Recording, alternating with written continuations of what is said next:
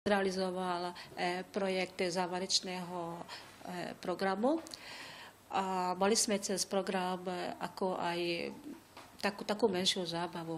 Tak z čoho sa vyšlo väčšia zábava. Nemysleli sme, že prídu toľkí Rómovia aj z mesta, ktorých to zaujíma. Bolo to program Čistota okolo nás. Traja dobrovoľníci, ktorí sa zaoberali s týmto projektom, vyčistili polovicu osadu a tak poslali sme na viacerých miestach pozvanku, ako aj na mesto. Dostal pán primátor, aj mestská polícia, pán náčelník dostal pozvanku. Ako ohlásený, ako oficiálne nebol. Ani som nevedela o tom, či to mám ohlásiť, veď to bolo v priamom osade. Stále, keď niečo urobím, oni mi povedajú, v osade môžeš robiť hocičo, lebo to je vaše ako ghetto. Že to netýka, len aby neišli do mesta zbúrať niečo. Ale aj, ako som povedala, že aj pán náčelník dostal od nás pozvánku, takže mestská polícia o tom vedela, že tu je niečo, že tu sa udeje nejaká akcia. Okolo 22. hodiny prišla mestská polícia, ktorá priamo rozprávala s jedným organizátorom a povedali, že áno, vieme o tej akcii, že dostali ako aj pán náčelník tiež pozvanku, len aby to trošku tišli.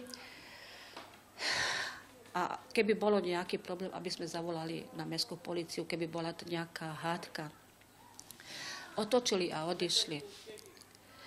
Na to asi o 11:30 prišla aj štátna polícia, ktorá nechcela rozprávať ani organizátormi s nikým, hneď išla na pódium a začali vykrikovať.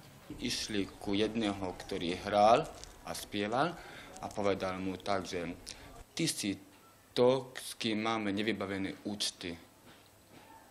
Dačo mali už predtým. No, tak chytili toho chlapca, sotili ho do auta a deti to tam videli. Tak všetci deti začali hádzať kamene do auta a zlomili okna. Tak toho mladého zobrali na oddelenie a ešte jedného mentálne postihnutého Ernesta, ktorého videli, že tiež hádze kamene. Ako on svoj úroveň má na 9-ročného dieťaťa, takže pravdepodobne on podoboval to, čo iné deti robil. Zobrali ich do tzv. Separovačky, kde boli 4 dni a po 4. deň mali nejaký súd, že kde sa odohralo, že či ich pustia domov alebo nie. Toho mladistvého pustili domov a toho staršieho Ernesta toho zobrali ako do väzby. A ja som sa stretla s tým mladým a spolu sme prišli aj doma. A on mi povedal takto, že teta Irmuška, teraz mi povedali, keď som vyšiel zo súdu, že dneska osada bude popálená. Keď sme došli domov, na to asi 2-3 hodiny, už tu bola razia. Bola tu taká razia, čo som ešte v živote ani nevidela. Ja som bol práve s priateľkou a s 2 malými našimi deťmi u známej na káve. No a ako sme už chceli ísť domov, práve okolo centra sme obchádzali a videli sme mnoho aut. A sme sa zľakli, že kvôli čomu prišli vlastne toľko aut, nie? Z polícií.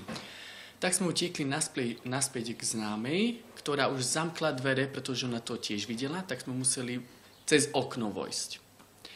No a oni mlátili každého fakt, koho len vedeli.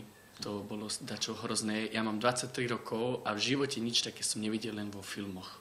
Prišli dnuka do chatruči, vyťahli nás zvonka, postavili nás sú stene, začali nás zadarmo mlatiť s palandrekmi. Či nie hlava, nehlava, tam buchalo. Oni otvorili dvere. Hneď mi dal jeden s pendrekom tu na hlavu, hneď som začal krvácať a druhú hneď mi dali na čelo. S tým pendrekom, ja som tam odpadol. Dostal som aj ja, pretože som bol na nesprávnom mieste asi, pretože normálne jeden z policajtov ukázal na dom, v ktorom som práve bol ja. Ešte dobre, že dieťa, ktoré som mal pri sebe, 7-mesačného môjho syna, som mohol odovzdať ešte priateľke, pretože aj dieťa by schytalo. Hneď ako som odovzdal syna, hneď ma začali búchať hlava, nehlava. Dali mi tie elektrošoky. Jak ma zbili, ja som všimol, že ako jeden policajt, ktorý mal kuklu na tvár, zlomil dvere susedke, ktorá nebola doma. A som videl, že ako sa 7 a 6 ročné deti pošiekajú zo strachu, plačú vonka, keď boli vonka deti. A potom moju sestru vyhodili, ona má 3 deti, ona vykrikovala, nechajte ma, ja mám 3 deti, malé deti tu na... Tak s 2 ju vyhodili a jedného nechali v kočiku, 8-mesačného, a vyhodili ho z kočika. Dostal som po hlave, mám tu aj také zranenie, doteraz ma boli strašne hlava, dostal som do oka viackrát s tými palicami, čo to oni majú vlastne. No a kopli ma do nohy, tak som spadol a tam nás kopali, bili s nohami, rukami.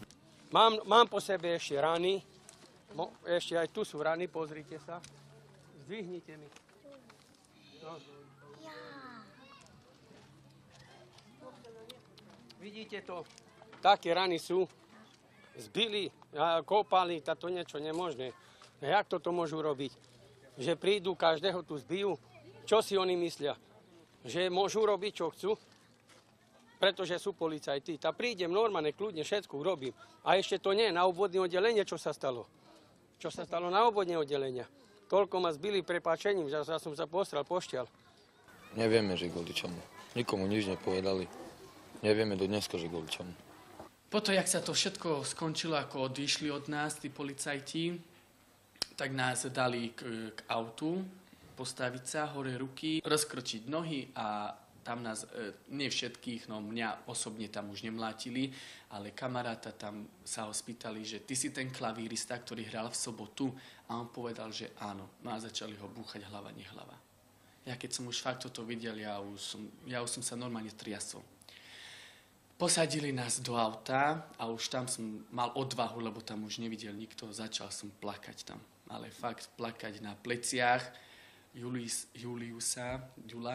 a som sa ho tam pýtal, že čo bude teraz s nami, kde nás vezú.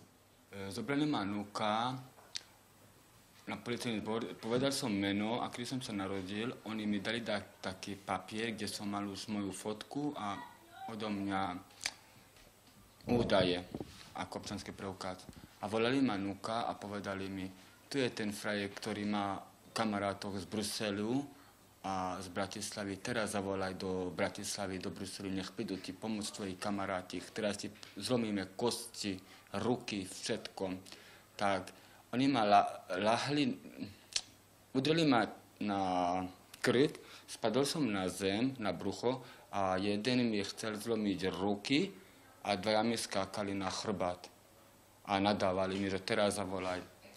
Potom dali nám taký koš, kde sme mali vyhadzovať naše veci, čo sme mali na ruky, v hodinkách, vo vreckách, peniaze a všetko sme dali tam a aj peniaze tam sme mali.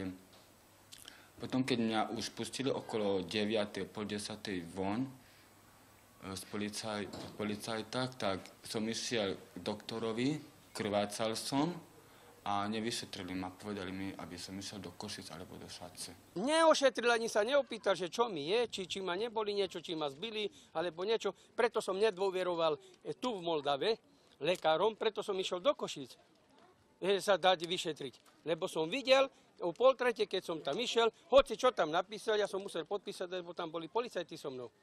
Bohužiaľ, naša lekárska služba bola taká, že nechceli ich ako vyšetriť len policajtami, ale niektorí, ktorí mali na to peniaze, išli aj do Šace, takže máme aj lekárske nálezy, máme aj fotky o modrininách, takže máme to všetko dokumentované. To, čo mňa ešte najviac trápi, to, že keď som prišla dole do osád druhý deň po tej razii, ja som nenašla len polovicu osad doma. A keď som pýtali, že kde sú naši Rómovia, tak utekli. Utekli ku svojich rodinám, do Šace, do Medzefa, do Hača, kde mali ako príbuzných viacerých do mesta, ku sestrách. ale tí najchudobnejší, ktorí naozaj nikoho nemajú, tí zobrali svoje deky a išli na pole svojich rodinkov. Ja som už nakúpil na mesiac, ako Romovia si zvyčajú nakúpiť po 80, po 100 eur jedlo. Nič nám neostalo. Nič, všetko nám vyhodili. A potom ešte televízii rozbíjali, tie UPC, čo platia Romovia každý mesiac, si od niekomu občansky roztruhali, občanský preukaz, skrini, oknami doteraz nemáme, bojíme niekedy, ja som do rána hore, lebo my máme také malý byt a posteľ máme pri okne a nemáme okna. Okna sú drahé, nevieme si nakúpiť a bojím sa, aby niekto príde a príde cez okno, nuka zabije im nás. Do rána som hore stále. Táto stále, keď vidíme, že do osady idú policajti, stačí jedno auto, ja už hneď sa bojím, idem na okno pozrieť sa, že kvôli čomu prišli, to fakt, to sa nedá vydržať. Ani spať neviem normálne.